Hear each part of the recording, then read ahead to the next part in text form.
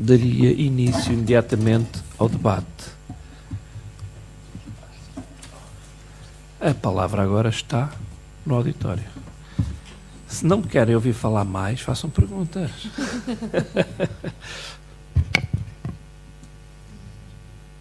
Ninguém. O comentário? Então, Ou crítico? Eu tinha aqui uma série de coisas. não posso fazer perguntas. Não. Tem que sentar ali. Mas aliás, Sim. tá. Aliás, uma coisa que vai acontecer na nossa conferência, que é um modelo diferente, que também não inventámos nada, portanto, isto faz muito nos Estados Unidos, que é haver um debate na própria mesa. Ou seja, neste caso a nossa conferência, todas as pessoas que falarem naquele dia vão estar na mesma mesa à meia da tarde e estarão todos. Ao contrário daquela coisa de chego aqui, dou a minha intervenção e vou-me embora, não é? Que é muito típico dos portugueses. Não estou a fazer aqui nenhuma crítica à Sofia. A Sofia Marinho tinha mesmo um compromisso inadiável, mas estou a dizer genericamente, nós já vamos para a sétima Conferência Internacional e geralmente isto acontece. E de facto este debate, nós devemos ter o próprio debate na mesa e não nos cingirmos ao que nós sabemos, não é? É dizer, olha, você disse umas coisas, eu acho que discordo ou concordo ou o que for, mas este debate também permite depois à plateia envolver-se nesse debate, porque este é sempre constrangedor, não é? E queria dizer algumas coisas sobre a questão do... Onde é que está? Sim, está aqui.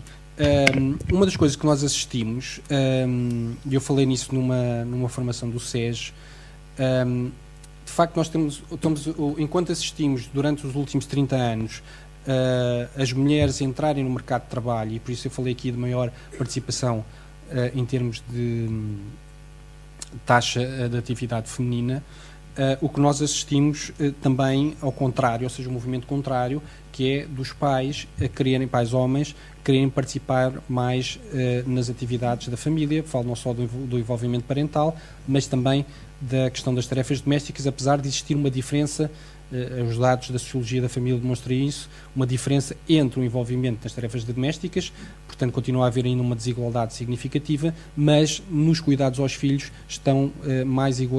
continua a haver desigualdade, mas estão mais igualitários. E, por exemplo, se falarmos nas brincadeiras com os filhos, está praticamente igual os pais com as mães. Mas o que nós assistimos nesta geração, que é a minha, são as chamadas resistências femininas, ou seja, o homem tenta participar, mas a mulher, a mãe, coloca um bloqueio a essa participação. E nós temos que, quando nos aparece uma mãe ou um pai num tribunal e nos faz e estão em conflito, nós, neste caso os magistrados, os advogados, devem fazer esta pergunta, não é? Devem-se perguntar a si mesmos, mas porquê? Não é? Porquê? E muitas vezes o que nós assistimos não só são estas relações de poder, e por isso é que nós achamos que a residência alternada retira estas questões de poder, porque tem a ver com as questões da identidade. Faz com que alguém que durante anos diga eu cuidei das crianças, a minha identidade é ser mãe, portanto muitas vezes reduz-se ao ser pai, reduz-se a isso, e quando se separam, o que nós temos ali é um problema de identidade. Isso significa que nós temos que ajudar aquela pessoa, ou os dois, a redefinir-se enquanto pais e mães, porque de facto é um evento traumático e naquele momento não conseguem ver-se para além de ser pais e serem mães.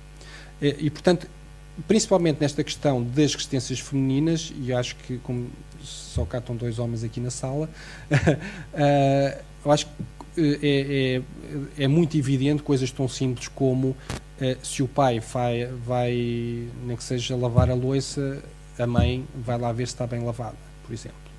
Ou se, vai vestir a criança, a mãe vai ver se a criança está vestida conforme ela quer. E por aí fora. Ou seja, nós encontramos essas resistências femininas que têm a ver com relações de poder ainda... ou seja, a questão da igualdade não está presente na conjugalidade e na parentalidade, e nós temos que fazer trabalho nessa matéria. E, portanto, isto é completamente ignorado.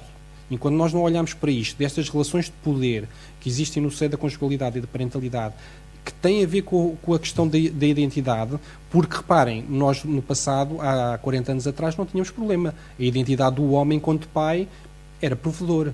Portanto, ele quando se separava, pagava. Aliás, ainda me lembro, mesmo nestes tempos, lembro há 2 ou 3 anos, de aparecer um pai e dizia assim: eu só quero estar um pouco com a minha filha. Pronto, eu vejo à distância. Tem 2 braços, tem 2 pernas, eu sei que ela está bem, paga a pensão de alimentos e acabou. E ainda temos um bocadinho essa cultura. Apareceu-nos, por exemplo, um pai a dizer isto. Nós ficámos um bocado chocados, porque quase todos os que estávamos ali, lá todos, o que pretendemos é ter um maior envolvimento. Mas a maior parte dos pais quer entrar na esfera que era exclusiva das mulheres, das mães, e daí a maior parte destes conflitos. Sendo que a maior parte dos conflitos não tem, eu não estou a falar das situações graves de violência doméstica, porque essas, ao contrário do que pode parecer, que é muito impulado pela comunicação social, não são a maioria. Aliás, se nós olharmos para os acordos que existem, a esmagadora maioria não é conflito. Não há conflito. Aliás, no livro, a Sofia Marinho fala em 3% da totalidade, estou a falar daqueles, da totalidade das crianças. Portanto, a maior parte das situações não há conflito e muito menos situações de violência doméstica. Portanto, são situações excepcionais. Não há conflito no sentido do sentido, vamos dizer, jurídico do termo. Existe esta questão da negociação das relações de poder e dessas questões de identidade que têm que ser trabalhadas e não são trabalhadas. Pronto, isto só para terminar aqui esta intervenção, que leva-me a uma segunda questão que nós temos na nossa petição, que é a proposta de introdução dos planos parentais. Porque disse aqui, mas depois aquilo não funciona e nós temos muitos casos de pessoas a dizer a residência alternada não está a funcionar, e eu o que digo, quando me contou o caso e eu percebo o caso, o que vejo é uma falta de apoio. Portanto, se nós olharmos para os países anglo-saxónicos que introduzem a questão dos planos parentais, os planos parentais visam pensar o futuro da criança e as situações futuras. E o que acontece aqui é estipulado da residência alternada, 2 ou 3 questões que são mais prementes e não se pensa num conjunto de pormenores que os países como os Estados Unidos, o Canadá, a Austrália, a Suécia, mesmo aqui na Europa, têm utilizado. E sei que é muito avesso estas questões em termos da doutrina e da jurisprudência, esta lógica dos planos parentais, com o argumento de que se nós queremos prever todas as situações, vamos estar a complicar mais. Ora, a experiência dos outros países diz-nos o contrário. Situações que nós entendemos que são recorrentes em termos de conflito, se nós as prevermos, diminui o conflito. E esta figura dos planos parentais pode ajudar também a pôr em perspectiva todo aquele comportamento dos pais e mães que estão em conflito e, como nós sabemos e os estudos demonstram, a prazo tende a diminuir o máximo de 24, a literatura fala-nos em 24 meses, portanto o conflito tende a desaparecer num prazo de 24 meses. Depois há aqueles casos que são minoritários que se mantêm, não é? Mas a maior parte do conflito, que é muitas das vezes artificial, baseado nesta lógica de que basta eu discordar para estar em conflito. Discordar não é estar necessariamente em conflito, não é? Mas basta dizer eu sou contra a residência alternada e dizer pronto, já não pode ser. E isso não faz qualquer sentido, mas se nós colocarmos esta questão, os planos parentais são centrados na criança, nas necessidades da criança, para ver situações desde a educação, saúde, a questão religiosa, as férias, etc., nós conseguimos, e com ir aos pormenores, conseguimos muitas vezes, e noutros países, como eu disse, tem resultados muito positivos em termos de diminuir os conflitos. Muito bem. Isso. Muito obrigado, doutor. Se a doutora Anabela Fialho quiser usar a palavra. Já é tarde, mas não vos vou amassar mais, mas só aqui uma ou outra nota. A propósito desta questão das resistências femininas, efetivamente, elas continuam a surgir com muita força nos tribunais.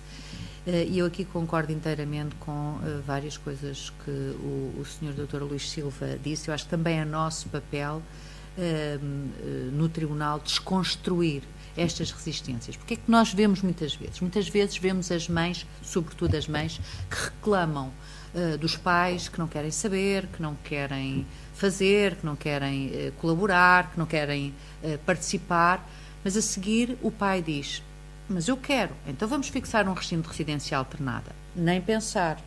O filho fica comigo em prol da tal da estabilidade e das rotinas e etc. Portanto, são, na maior parte dos casos, discursos muito pouco coerentes que facilmente se desconstroem, não é? E, portanto, o papel do Tribunal também tem que ser esse e o papel dos senhores advogados também.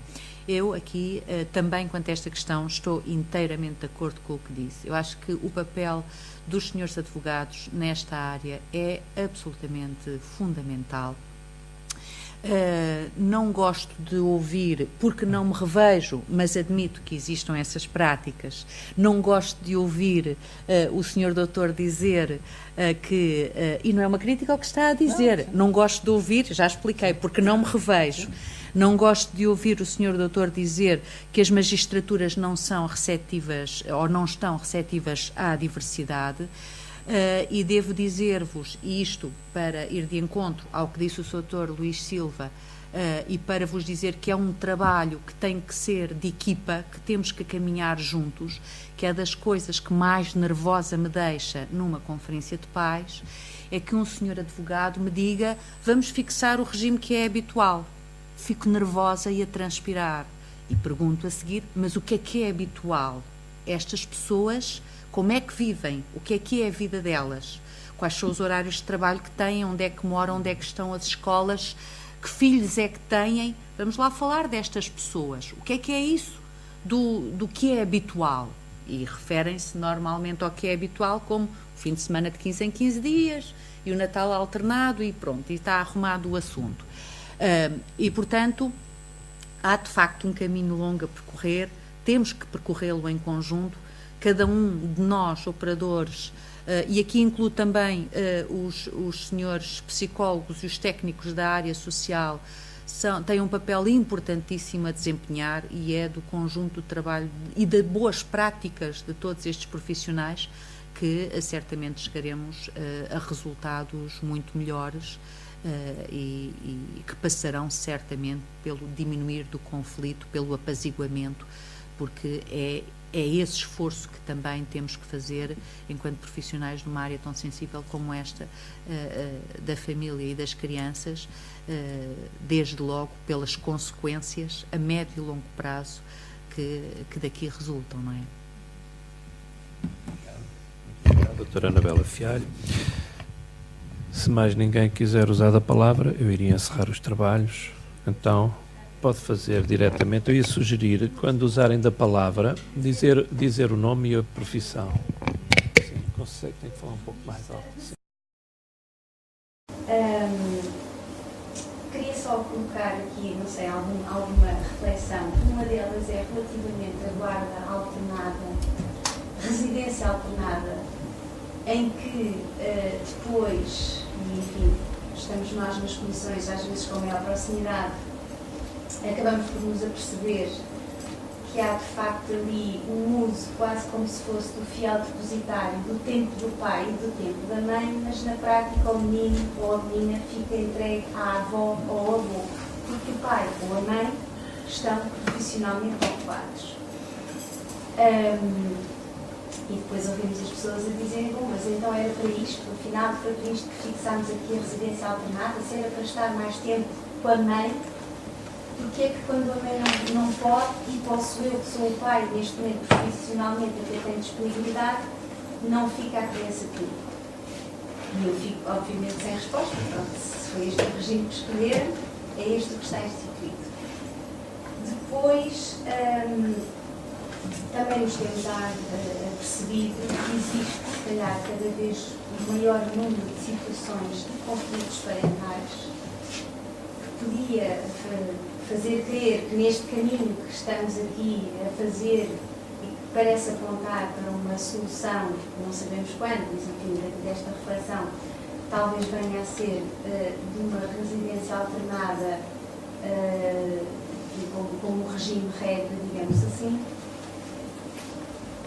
eu não sei, mas nós nas comissões temos cada vez mais situações de conflitos que vêm normalmente já das regulações que não estão a conseguir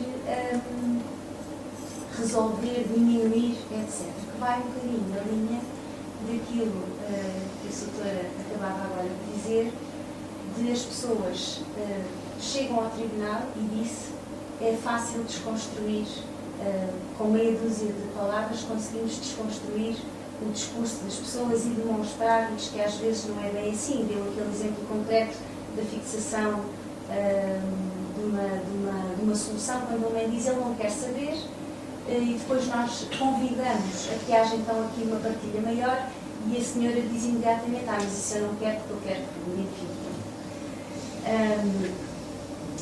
Não sei, porque depois a verdade é que as pessoas, acho eu, não sei qual é a percepção que têm, mas muitas vezes sentem-se um pouco inibidas. E quando estão na conferência de pais, sentem que há aqui um ascendente do Sr. Magistrado Judicial, do Sr. Magistrado do Ministério Público, até às vezes dos próprios advogados, e têm alguma inibição em expor aquilo que sentem. E depois, quando chegam ao pé de nós, quase de uma forma mais descontraída e mais relaxada, acabam por dizer, e nós perguntamos, então, mas porquê é que não disse isto na altura? Porque não me senti tão à vontade. Portanto, eu não sei se verdadeiramente as pessoas depois conseguem dizer aquilo que pensam, não é? Ao contrário, talvez, das crianças, e não sei se de facto não partilho muito daquilo que nos trouxe, que é talvez o primeiro momento em que as crianças sentem que não estou sob a pressão do pai ou da mãe, e que ali naquele momento podem ser verdadeiras ou mais verdadeiras, e falar.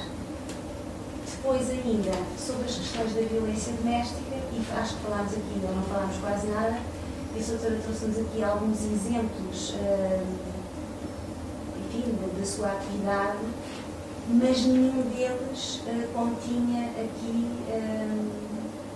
a questão que é, enfim, eu não sei como resolver, sinto-me sempre muito incapaz, que é quando existe violência doméstica, ainda que não provada, ou ainda que não haja condenação, enfim.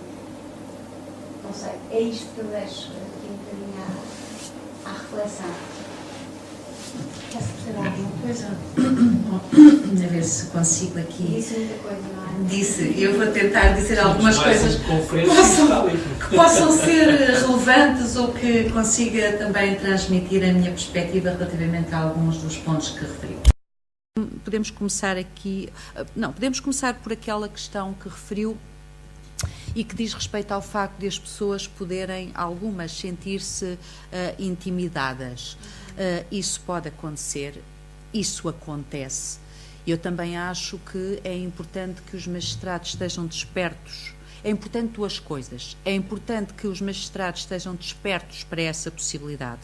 E aí, aquilo que podem e devem fazer, eu já o fiz em variadas situações, é quando sinto que, até pela presença do outro, uma das pessoas não está à vontade para dizer aquilo que se passa verdadeiramente, então peço a uma das pessoas que saia e digo, agora vou ouvir-vos, quero ouvir-vos em separado, precisamente para esse fator inibidor não existir. O que é que também pode, e eu penso que deve ser feito por entidades como a CPCJ, como a APAV, nós trabalhamos, eu pelo menos trabalho muito de perto também com a APAV, e há muitos casos que nos chegam, há muitos casos que chegam ao tribunal pelas mãos da APAV, e estou a falar até em casos da regulação das responsabilidades parentais. E já me aconteceu em inúmeros casos que, porque essas pessoas estão a ser acompanhadas por entidades como estas, que antes da data da realização da Conferência de Pais, a própria APAV ou a CPCJ dirijam um requerimento, uma informação ao processo dizendo é conveniente que esta pessoa seja ouvida em separado, porque não vai dizer o que pensa, porque tem medo, porque por diversas razões. E, portanto, a vossa colaboração aí também pode fazer a diferença. Agora, se me diz que há pessoas que podem não dizer tudo aquilo que pensem porque se sentem intimidadas, bom, aí já depende muito da postura dos magistrados, porque há pessoas mais formais, mais informais, se calhar com uma postura que intimida e outras com que isso não acontece, não é? E aí, enfim, depende de cada caso concreto, enfim, não há nada a fazer, não é? A não ser, se isso acontecer, que quem depois vai acompanhar essas pessoas aconselhe devidamente e lhes indique e informe daquilo que podem fazer, designadamente requerer uma alteração ao regime que foi fixado, porque às vezes as pessoas, isto acontece muitas vezes relativamente àquilo que não corre bem, num determinado momento as pessoas podem estar de facto convencidas de que é bom que seja daquela forma e depois a prática e a vida vai-lhes mostrar que não é. E, portanto, se assim for, obviamente que deve ser alterado o regime que está fixado. Relativamente à questão da violência doméstica e àquilo que está ou não está até provado, eu volto a dizer que é fundamental ouvir as crianças. Porque eu tenho situações de crianças que eu vi em que nos processos de crime, nos processos criminais, foram preferidos despachos de arquivamento, não chegaram sequer a julgamento. E as crianças, pelo relato que me fazem, viveram seguramente situações altamente traumáticas. E, portanto, se isso aconteceu, não é no seu interesse que mantenham um regime de convívio próximo com o pai. Por isso é que há pouco alguém afirmou que por ser pai gosta-se sempre. Não é assim. Não é assim. Há de facto crianças que passam por situações muitíssimo traumáticas e que não querem estar com aquele pai ou com aquela mãe. E que se calhar até é possível fazer um trabalho para que voltem a estar. Porque as pessoas também mudam e têm o direito de também beneficiar, não é, dessas mudanças a que muitas vezes se propõem. Portanto, há um trabalho que pode ser feito, mas é preciso que seja feito. Não é? Portanto, tudo isto tem que ser tido em consideração e por isso é que cada caso é mesmo um caso. Agora, relativamente à outra questão que falou da residência alternada e dos...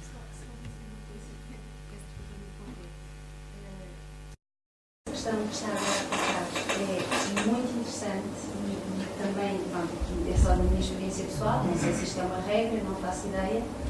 Também tenho assistido ultimamente a pais, enfim, relativamente demitidos do seu papel de pai na conjugalidade e, quando confrontados com esta separação, acabam por querer assumir.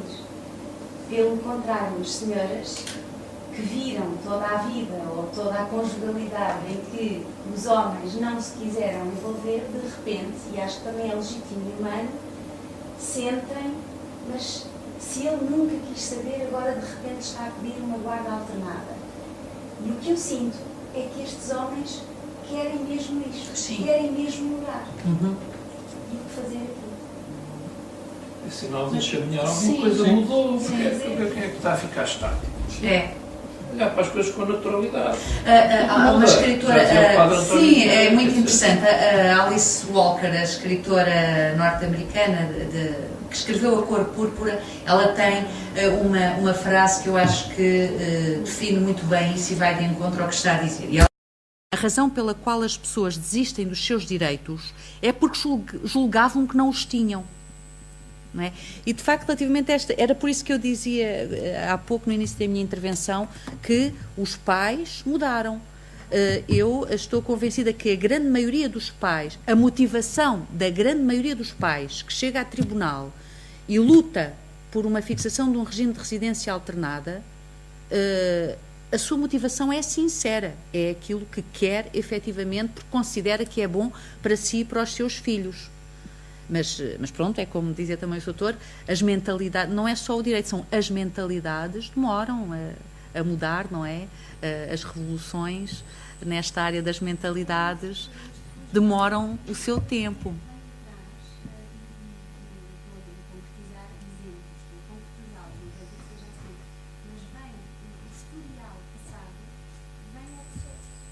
Vem e tem que vir e repare. E o tribunal não pode ignorar, não é? E tem que tomar cautelas, mas o tomar cautelas não significa que também possa pôr em causa, possa comprometer um relacionamento que se calhar tem que continuar a existir. Eu dou-lhe um exemplo prático, novamente, um caso que tenho também pendente, de uma mãe que pede uma alteração das responsabilidades parentais e pede que seja de imediato suspenso o regime de convívio da criança com o pai. Porquê? Porque suspeitou que tenham existido práticas de cariz sexual do pai em relação à filha. Ao mesmo tempo, a mãe apresenta uma queixa-crime. O processo de crime está pendente há muito tempo, porque está a aguardar perícias e as perícias demoram muito tempo. E este pai, no meu processo, desde o primeiro momento, disse: não é verdade, eu nunca fiz mal à minha filha, não posso deixar de ver a minha filha, nós não podemos ser privados desta nossa relação. Pois, se eu tivesse seguido os ensinamentos da doutora Clara Sotomayor, este pai nunca mais teria visto a filha. Como não concordo com determinados pensamentos que tem, aquilo que fizemos foi chamar o CAFAP. Porque, felizmente, neste momento temos instrumentos na lei e na sociedade que nos ajudam a lidar com estas situações. E devo dizer-lhe que, desde o primeiro momento até hoje, este pai tem convivido semanalmente com esta filha, e eu tenho relatórios semanais da técnica do CAFAP que acompanha estas visitas, descrevendo-me ao pormenor aquilo que observa e levando-me a crer que não há razões para quebrar aquele relacionamento. Não sei o que é que vai ser decidido no processo de crime. Não faço ideia, não é? Mas, enfim. Posso só dizer aqui umas coisas rápido também. Bem, a eterna questão da violência doméstica é difícil, sim, é muito difícil e complexa. Sim, entre a questão da presunção de inocência e o direito das crianças. Aliás, volto a repetir o que eu disse no SES ao lado da doutora Clara Sotomayor. Todas as situações têm que ser investigadas, mas não podem demorar 2 ou 3 anos ou 4, como às vezes acontece. Primeiro, essa é a questão. Depois, como é óbvio, os tribunais de família têm uma outra proximidade que o criminal não tem. E têm outros instrumentos que o criminal nem quer saber, não é? O criminal quer saber se aconteceu um crime ou não, não é? O de família tem um outro olhar e pode recorrer a um conjunto de instrumentos. Se estivermos a falar da área metropolitana de Lisboa, estamos com dificuldades, não é? Portanto, há de facto zonas em que não há capacidade de resposta. Os CAFAPs estão completamente cheios, as outras associações que não têm CAFAPs, mas que também lidam com estas matérias, IPSS, não conseguem dar resposta. Em outras zonas do país as coisas podem funcionar. Eu sei que CAFAPs, por exemplo, em outras zonas do país estão vazios e, no entanto, o tribunal tem lá casos, não é? Portanto, isso depende das dinâmicas locais que cada um tem. Agora, de facto, para nós, achamos que a questão do passado é importante, seja da questão de violência doméstica ou sem a violência doméstica, mas dentro de uma perspectiva restaurativa, se nós quisermos dizer assim, não é? Ou seja, achamos que, mesmo em situações de violência, a não ser que seja uma coisa mesmo muito grave, não estou a falar... porque também há uma questão de há a ideia de meter tudo dentro do mesmo saco. Mas, por exemplo, um estudo do professor Henrique Barros, da Faculdade de Medicina da Universidade do Porto, ele dividia entre as agressões, portanto, as leves, moderadas e graves. E, portanto, as graves eram 1%, por exemplo. Portanto, se eu numa discussão de um conflito parental der uma estalada ao outro, como é óbvio, a violência não devia ter dado. Portanto, é um crime. Mas eu não posso pôr no mesmo saco de alguém que saca de uma faca e ameaça ao outro. Portanto, mas, infelizmente, mete-se tudo dentro do mesmo saco, nessas questões, não é? E eu, pegando na maior parte das situações, ou seja, que é de leve ou média, nós entendemos que deve haver um trabalho com essa família por um direito fundamental da criança, que é o direito a ter uma família. E, portanto, esse trabalho é para o futuro. Que queremos agarrar para o passado, nesta lógica de se fez mal, nunca mais vai ser pai ou nunca vai mais ser mãe. Portanto, nós discordamos disso, achamos que é possível as pessoas mudarem, é possível, a não ser que isto seja já patológico, aí estamos numa coisa diferente, não é? Não estou a falar destas situações, por isso é que falamos das questões circunstanciais e as questões estruturais. Portanto, há de facto aquelas pessoas que têm problemas estruturais e essas aí, as medidas são outras, aquelas que são circunstanciais têm que ser apoiadas, no sentido de mudar o comportamento. E, portanto, depende das zonas do país, há mais respostas ou menos respostas, apesar de também não haver muito esta lógica quando se fala de violência doméstica, é logo afastar. Mas acho que o caminho tem que ser este de ajudar a mudança de comportamento para que aquela criança volte a ter uma família. Mas pegando a questão do passado, de aquelas mães ou pais, mas principalmente mães, porque também, devo dizer, nós já, ao contrário do que penso, nós não somos uma associação de homens, não é? Mas, por exemplo, esse discurso de a mãe, de que o outro não fez nada, já nos apareceu de homens. A mãe nunca fez nada, eu é que estava com o miúdo durante não sei quantos anos e ela andava a sair e não sei o quê. igualzinho. Sim, mas pronto, a nós não nos aparece aí na CPCJ, mas a nós aparece-nos este discurso também de homens a menosprezar a mãe que de repente aparece. A questão que temos que colocar não é, vamos dizer, na justiça dos adultos, mas na justiça da criança, que é aquela criança pode ganhar um pai ou uma mãe. É isso que interessa. Portanto, se não teve presente, quer estar presente a partir de agora, muito bem, mas ele não sabe fazer. Depois há aqui uma outra questão que as pessoas esquecem-se, que é, eu quando vivo a dois, quando estou a dois, não vou falar da poligamia, não é? Até que se pode colocar em Portugal, não é? Das questões dos casais muçulmanos, mas não é aqui para o caso. Eu quando vivo a dois, eu delego responsabilidades. Não é? Que é normal, quando estão separados também delego, mas quando as pessoas esquecem-se, quando estou casado também delegam. Olha, tu tratas mais dos miúdos que eu vou fazer mais aquilo, por exemplo. E estas dinâmicas parentais e conjugais desculpa, isto é do ar-condicionado, têm que ser tidas em conta, porque se calhar aquele pai ou aquela mãe não teve presente porque era a forma de organização daquela família. Quando se separam, naturalmente tem que se organizar de uma forma diferente. Está bem, mas eles se ressentem com o divórcio, ponto final. Quer dizer, isso aí, o divórcio ou a separação tem sempre um impacto. Portanto, se queremos dar a volta, se queremos que as crianças não tenham qualquer impacto, então voltamos para trás e impedimos o divórcio. Acho que isso era andar para trás e acabar com a liberdade. Sim, pronto, está bem. Só mesmo para terminar, não faz mal, só mesmo para terminar, eu queria dizer aqui para esclarecer, a ver se há diversidade. Para já eu distingo de facto os juízes do Ministério Público. O Ministério Público é muito mais resistente, até porque tem uma hierarquia a esta questão da residência alternada. Os juízes, como têm maior liberdade, o que nós assistimos é uma grande evolução dos juízes. De facto, tem que fazer essa distinção entre o Ministério Público e os magistrados judiciais. Agora, o que nós vemos na doutrina e na jurisprudência é ainda dominante, e o Dr. Luís Silva falou disso, é continuar a achar que a realidade é só uma, ou é muito pouco diversa, e é nesse sentido que eu disse de não aceitar muita diversidade.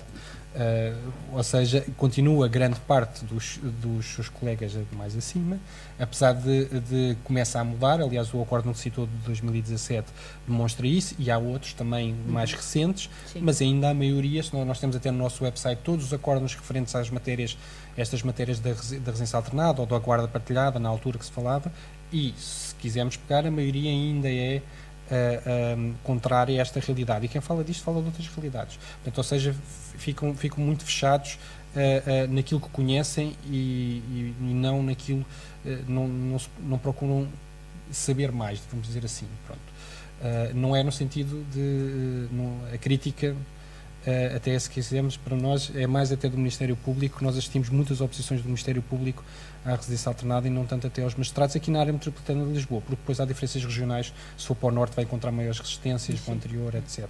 Pronto, mas agora peço desculpa por me alongar. Essa não se está a alongar nada. Todos é curioso que, embora o auditório seja reduzido, mas a permanência resiliência é extraordinário. É que significa? Educação. Não creio, é que vêm-se mesmo interessados e participativos. Eu aqui em relação aos seus comentários só dizia o seguinte, quer dizer, nada surge como um estado atingido e a multiplicidade de situações é imensa. Quem trabalha esta área sabe que assim é, não há dois casos iguais. Nós só temos que estar sensíveis e ter agilidade muitas vezes mental para conseguir encontrar um plano, uma estratégia. Do ponto de vista dos advogados, aquilo que surge quando o cliente nos entra pela porta dentro traz um problema visível. Muitas vezes o problema que ele transporta não é aquele que comunica, nem pouco mais ou menos. E o objetivo é que ele saia de lá, não com outro, que nós lhe arranjamos, mas que saia de lá pacificado, com serenidade, porque há sempre duas formas de resolver o problema, ou com muita ansiedade e muito stress, processos que demoram muito tempo, ou então com muita serenidade, depende de nós. O que eu acho que isto é extensível a todas as áreas, é transversal a todas as profissões que lidam com crianças. Não surge como um estado atingido, mas fica-nos aqui de facto a mensagem que existe algo que nos une, é essa preocupação que nos faz avançar, e ter a noção que a verdade absoluta não é alcançável. Hoje tem uma configuração, amanhã não é verdade, é um acontecimento, ou chamem-lhe facto, ou chamem-lhe alegações ou articulados, são acontecimentos, são aspectos parcelares da nossa vida e são aquelas com que lidamos hoje, que serão diferentes do que foram ontem e serão seguramente diferentes do que será amanhã. Por isso é que nos encontramos aqui. Mas é bom ir nos encontrando aqui. E com isto, se não houvesse mais nenhuma intervenção, eu dava por encerrada a nossa conferência. Sim, naturalmente, claro, faz favor. Já agora não quero tirar a palavra a ninguém.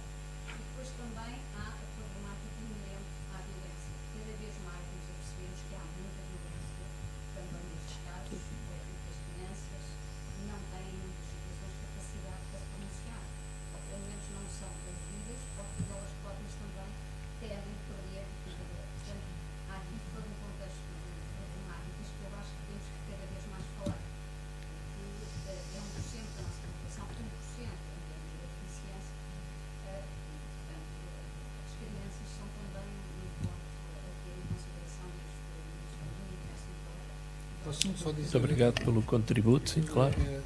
Desculpe, mesmo claro. Essa é uma temática que me diz.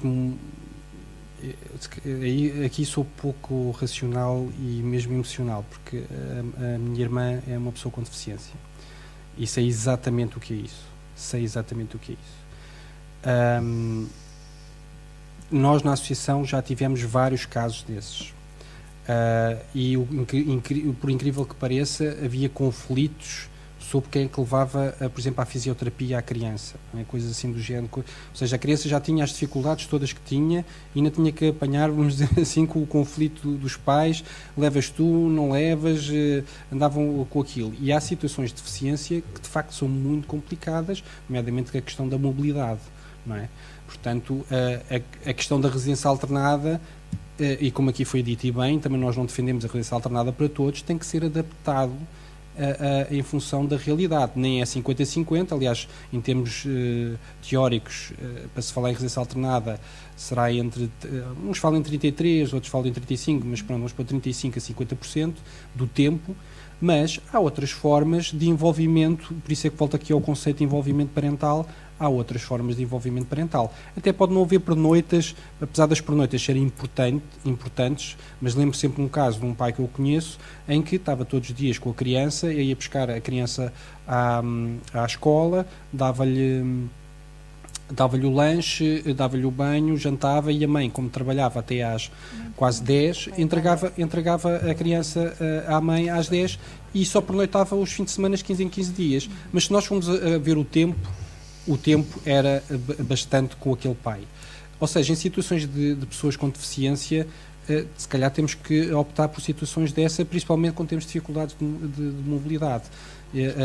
Agora, isso também não tenho dúvidas nenhumas, e se é isso por causa... Eu nunca falo pessoalmente de mim, aliás, não falo do meu caso, mas neste caso estou a falar da minha irmã, portanto acho que posso falar um bocadinho, mas a minha irmã, que não fala e que já tem 34 anos, e que tem dificuldades de mobilidade e totalmente dependente neste momento da minha mãe, quando o meu pai morreu há cerca de 4 anos, sentiu, e nós vimos claramente nisso. E portanto ela não fala com o juiz. Se formos falar com o juiz, quer dizer, não havia possibilidade dela falar, quer dizer, não se sabia, mas o facto, e o meu pai o meu pai não era propriamente presente, no sentido, era a minha mãe ainda hoje a cuidar uma parte daquelas partes funcionais, mas ela tinha uma adoração pelo meu pai, e portanto esta questão é importante, o envolvimento parental, mais agora nesta questão das pessoas com deficiência do que se falarmos da residência alternada. Por isso temos que olhar para isto com soluções, como eu disse já anteriormente, soluções criativas. Pronto, ou seja, se tivermos dificuldades de mobilidade, efetivamente convém ser fixada a residência com um deles, mas garantindo que o outro, se quiser estar envolvido, e deve estar envolvido, deve ser incentivado a estar envolvido, que participe nas consultas, que esteja com a criança, que vá passear, etc., fazer uma série de coisas com ela. Sim, mas eu só estou a dizer, às vezes há doenças, pessoas que é muito complicada esta questão da mobilidade. Perde-se, por exemplo, 1 hora só a tirar a criança e colocá-la no carro e chegar 1 ou 2 horas a chegar a outra casa. Quer dizer, fazer isto dia sim, dia não, ou 2 em 2 dias, é muito complicado. Portanto, depois depende do grau de deficiência, que tipo de deficiência é que é, e portanto devemos adaptar em função disso. Muito obrigado. Não sei se mais alguém quer usar a palavra. Posto isto, entendem quanto adiantado da hora. Sim. De facto, já são 18h30. Agradecia os contributos de todos e levamos daqui, de facto, a mensagem de que há muito, efetivamente, por fazer. Mas, sobretudo, o que é louvável é o grau de sensibilidade e preocupação dos envolvidos, e assim esperemos que, numa próxima oportunidade, nos possamos reunir novamente sobre esta temática. Muito obrigado a todos, muito obrigado a este painel, doutora Anabela Fialho, doutor Ricardo Simões, muito obrigado a todos. Obrigada.